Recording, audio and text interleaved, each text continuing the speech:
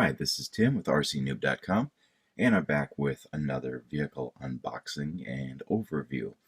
And this vehicle, if you can call it that, is a little bit different than what we've talked about in the past, and it's a first for me. It's my first RC aircraft of any type.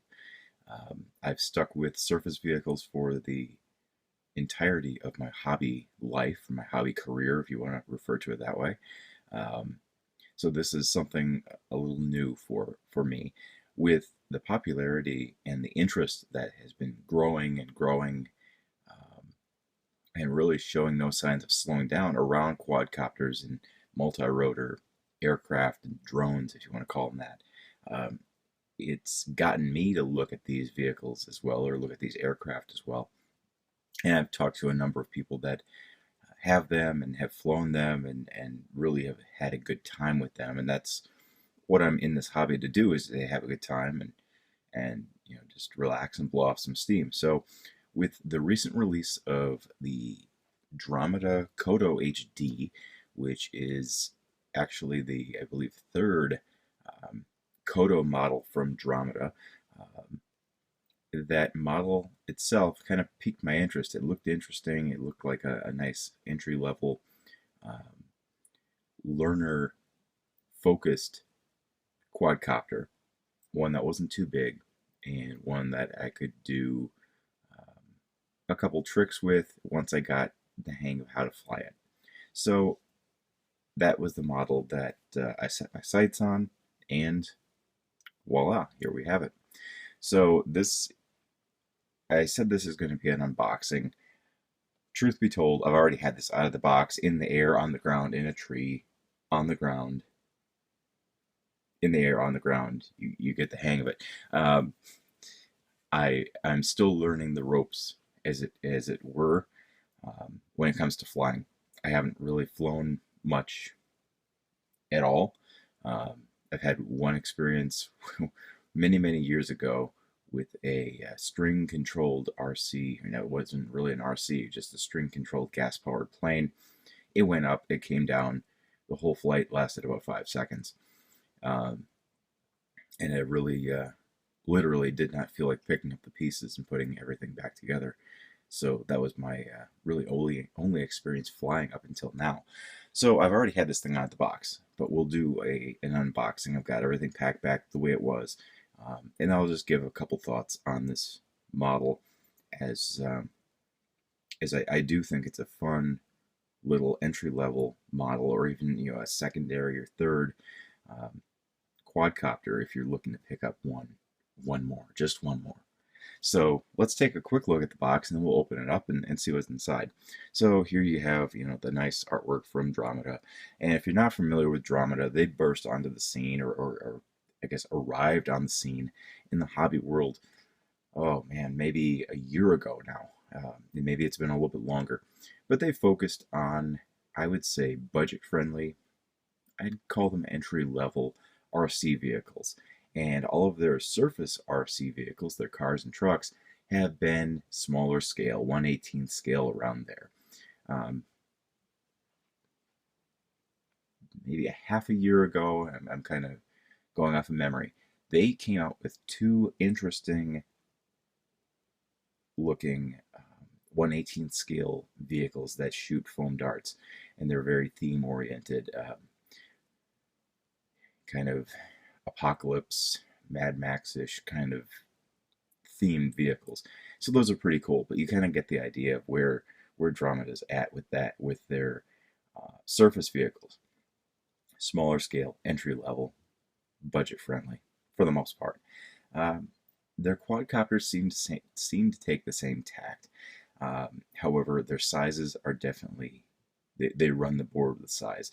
The KODO HD, from what I can tell, is their smallest model, and they do have models that are larger, that go up in size, that go up in feature set.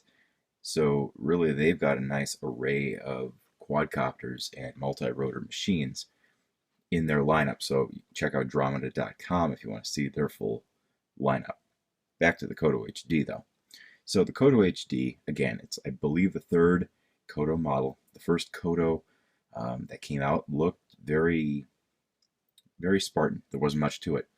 You know, the airframe was what it was and is what it is, X-shaped, um, but it didn't have this nice sleek look. Um, and that's what the KODO HD has after, you know, years of changing it and years of modification. This is what you get. You get a nice, sleek, um, redesigned, reimagined airframe. The colors are cool on the KODO HD. It shoots in full HD. I'll get to that in a moment. Um, Flight time, KODO, or not KODO, Dromida is saying about 5 minutes. This is my first experience flying, so I haven't had an exact stopwatch on this flight yet. I'm still trying to get my hands wrapped around, my head wrapped around the controls and just how to fly and maneuver this machine. So at some point in time, I will get to a full battery run timing. But from what I've seen, it's very reasonable with what you can get from flight time. And I will say it is very durable. I've tested that many times. So just taking a quick spin around the box.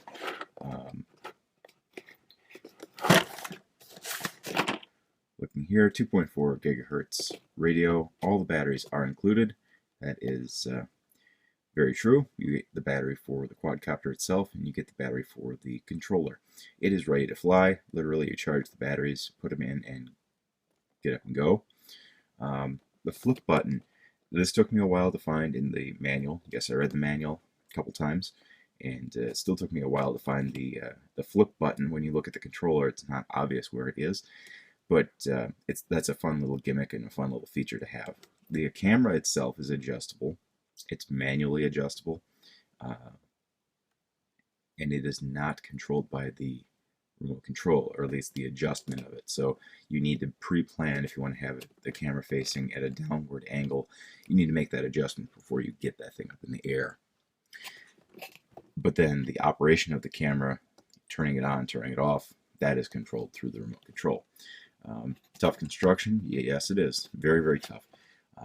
I've had more contact with the surface and the ground and trees and other things with this aircraft than I care to comment on at this point, but it is very tough, and it's held up quite well. Tough construction, stable flight, you know, all those good things. It is very stable once I've gotten the hang of dialing it in and getting everything set up. One thing that jumped out at me, and I know this is going to be a small little nitpicky thing, when I got this in the mail, it was in another box. I opened it up. I was a little surprised that it didn't have a piece of tape on it or something sealing the box. It was just kind of there and open. I'm not sure that that's how Dromida always does their stuff, but it was a little bit different. Anyway, so open it up. First thing you get is the manual. I would, if this is your first quadcopter, or if this is your first experience with a quadcopter, I would definitely read this through, even for the fact that the controller is going to be different, possibly different from anything else that you've ever flown before or ever driven before. And there's, you know, it's a short read, just read through it once or twice just to get a better idea of what the layout of the aircraft is.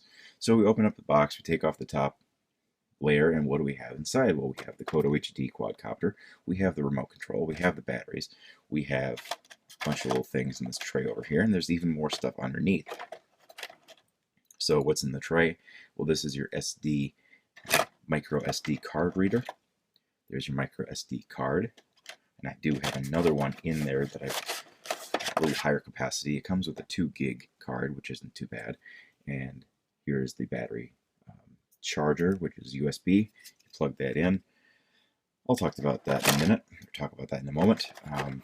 That's one of my drawbacks to this machine, or this aircraft, is the charger and the quality of that charger. And here is the KODO HD itself. Okay, it's a very small, you can see the size comparison to my hand. Very small, very lightweight, very nimble aircraft. But as I said before, it's very sleek, and it's just a nice, well-designed aircraft. Here's the battery. Look on the bottom side, the battery compartment. Call it that. Battery just slides out.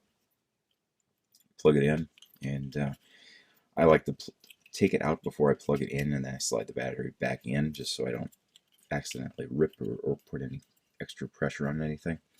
And then taking a look back here, this is the slot for the SD card. And I guess I don't have the card in. I think I was reviewing video from my latest flight, or attempt at flight.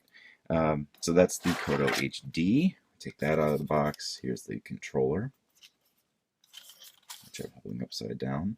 And there's a lot of buttons on this. So if you are new to aircraft, RC quadcopters, from what I've seen, this tends to be the basic configuration of the controller. So on your left hand, this is going to be your throttle. Okay, and that's going to control the speed at which your propellers and your motors are spinning. So to take off, you throttle up. To land, you throttle down. This controller, forward, backward, and side to side. Now, this controller on the left also moves side to side. That's going to rotate the copter, okay? Especially with, or definitely with the KODO HD. Now, these other buttons up here, well, they all serve a purpose as well. Not necessarily these two, and not necessarily these ones on the left, but the ones on the right you are going to want to pay attention to. So these up top are your trim. They're your left to right trim, and these are going to be your forward-backward trim. So those are helpful in calibrating and getting the aircraft dialed in, quote unquote dialed in. If it is drifting one direction or the other, left to right, forward, backward, you use those. Push the button in the opposite direction that the aircraft is going. So if it's drifting to the left, you press the button up here to the right, and vice versa on the forward, backward, and all that stuff. Your on-off switch is right here. When you turn it on, again, if you don't read the instruction manual, when you turn it on, you're going to get that blinking light, okay? And you're going to hear a beep. I'm not going to do this right now, but then you plug in the battery for the KODO, get everything powered up. You're going to put this controller all the way up and back down, and now you're ready to go, okay? So that's the simple startup procedure for the KODO HD. Turn that off. And then the other buttons you're going to want to pay attention to are these two up here. The button on the left is for the photo, and the button on the right is for the video. One press, you take a photo. One press, you start the video. Second press, you stop the video. Now, there's no indication when the video is actually running. Now, this has caught me off guard a little bit. I thought I've been taking video at times when I actually haven't been, and that's been my bad. I'm still, like I said, learning this system. So we'll pop this back into here, and see they have a little note, extra parts under tray. So we'll look out the parts tray, and we find extra propellers. It's a little bit nice to have. The propellers themselves, I will say, when they do come unattached or detached, they are very easy to put back on. Literally just press them back down. Taking them off, if you damage one or have break one, you just take a screwdriver and you can easily pry them off. Now, I've dropped this when the propeller came off. I believe it had a 20 to 25 foot drop onto cement, and it popped one of the propellers off. It was a real quick fix, picked it up. There was really no damage to the propeller itself. I can't even tell which one it is. I can't remember which one it is. It was a real simple fix. Pop it back on. I was back up in the air. So that is the unboxing of the KODO HD. And like I've said, it's a very fun aircraft to fly. It's very small, very lightweight, works well indoors, works well outdoors. Outdoors, the wind can have its way with it. So if there's a little bit of a gust or a gentle breeze, you might want to make sure you have ample space to fly. And I will say that because I've caught this in a tree when I probably shouldn't have been flying it because of the wind, because of the breeze, and because of things like that. Now, I did want to go back and talk about dig this out again. I did want to go back and talk about this, the charger. If I had to say one negative thing about the KODO HD right off the top of my head, it would be this. Now, I don't have an issue with the charger itself or the fact that it's USB. None of that bothers me. But what I will say is the connection between the USB charger and the battery is very, very weak. And in fact, I would say almost non-existent. It's not snug at all. And while it may seem snug, I can put this in the right way. There. Okay, so it's in. When you plug this into your computer to charge it, there's going to be a light indicator. The indicator needs to be flashing in order for the battery to charge. I plug it in, and I've confirmed this with one other owner for sure. You plug it in, it blinks once, and then that's it. But you press on this, on the connection, and then it starts to blink as it should and as it's intended to. There appears to be a weak connection. I've tried to adjust the inside prongs a little bit as much as possible without breaking them or causing them damage, and that doesn't seem to do anything either or fix the situation. So what I've ended up having to do, and I honestly don't think I even bent these at all or did anything to adjust them. When I did that, what I've had to do is take a piece of masking tape and push the connector in to the point where the light indicator is starting to blink, and then I just masking tape the battery wire to the charger in order to have it keep that connection. I hate having to come up with little janky workarounds like that, but that's what I've had to do with this, and it works. Am I happy about it? No. I will probably at some point contact Dromida to see what is up with the charger and if that is a known issue or a design flaw, and see if they have any plans at revising that design or at least improving quality. But that said, fun aircraft, very fun aircraft. I've had it up in the air a couple times. I'm still getting the hang of it. I'm still getting the hang of flight in general. It took me a while back in my youth to get the hang of the trigger controls for surface vehicles. I was used to the two-thumb controller. So this, at least it's a step back. I won't say in the right direction, but it's a step back into more familiar territory for me. But I have many more directions and many more buttons and many more controls to keep in mind and be mindful of. But if you're looking for a nice entry-level, small, budget-friendly quadcopter, price on this is under $60. If you can find coupons online, bonus. And that's actually what I did. I found a nice coupon, knocked a couple bucks off, and I got it for well under $60. It's very durable. It is very forgiving, at least from the durability and strength standpoint. And it's fun. The video quality, I'll talk about that real quick. I haven't done much with the video. I've done a few photos, a few video sequences. The video is okay. It isn't, it's HD dimension-wise quality, yes. It's not the most crisp video, and it's not the most color correct video. However, it's video, it is what it is, and it's fun. And just the ability to angle the camera is a nice little feature as well.